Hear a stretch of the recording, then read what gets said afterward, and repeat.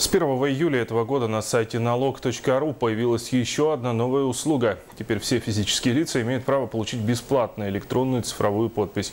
Что это такое, кому она нужна, смотрите в сюжете из Мирного. Человек, даже не самый богатый, может быть собственником разного имущества. К примеру, дачные 6 соток и лодка с мотором. И вот уже он получатель нескольких квитанций. Бывает сложно понять, что это за платеж. С личным кабинетом все наглядно. С 1 июля 2015 года на сайте налог.ру в личном кабинете физических лиц появилась новая возможность. Теперь у нас все физические лица без исключения имеют право получить бесплатно электронную цифровую подпись на этом сайте. Там есть закладочка «Профиль», необходимо туда зайти и пройти по ссылочке.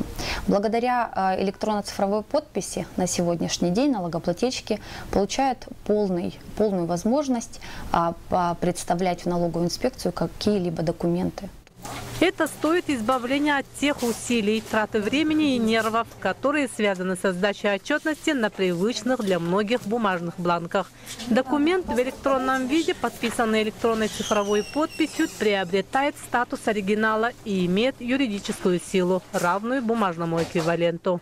Количество людей, которые хотят воспользоваться правом, но проживают здесь, а прописаны в другом регионе.